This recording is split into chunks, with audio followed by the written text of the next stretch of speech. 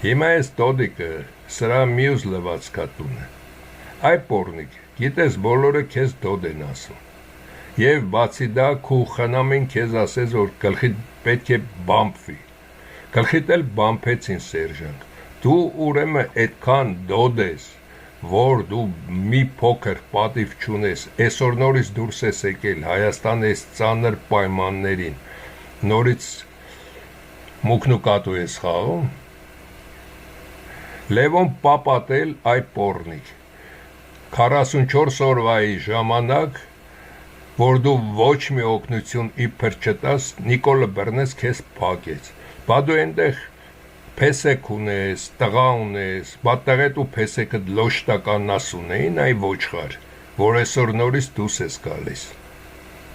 Եվ այս տականքին, եթե որևէ մեկը ձեն կտա, ուրեմն դուք հայ չեք կամ այդ Սամվել կոչվածին։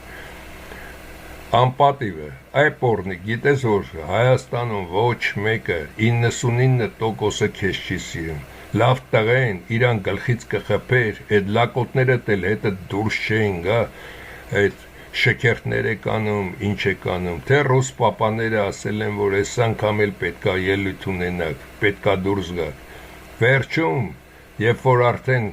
կլնեն ցուցակները, ես քո էլ քու բոլոր այն անդամները, ովքեր քեզ համար աշխատում են ու ովքեր նաև պետք է նաև առանձին իբր ուժեր հանդես գան, նրանց էլ բոլորին կներկայացնեմ ու քո նարկոբիզնեսը ամեն ինչդ կներկայացվի, որ լրիվ դիմակդ պատրվի այ պորնիկ, այ ադրբեջանցի պորնիկ, ու հիշում եք սրա նմաններին, մեկ վերցրեք, ինտերնետում գրեք այս ինչ թվականներից, այս ինչին ովքեր են եղել Հայաստանում, այս պորնիկները հիմա ինչով են զբաղվում։ Եվ հետո ամենակարևոր պահը, մաքուր հայերենով,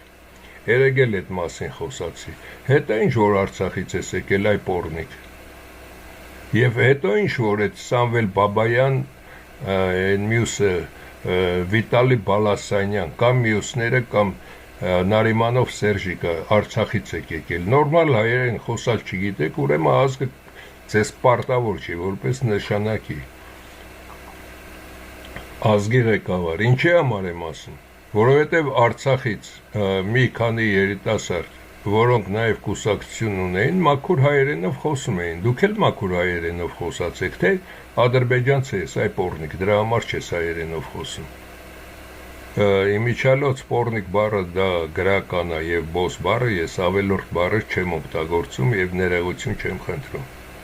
Ես օգտագործում եմ գրական բառեր եւ իրոք սա պորնիկի մեկն է։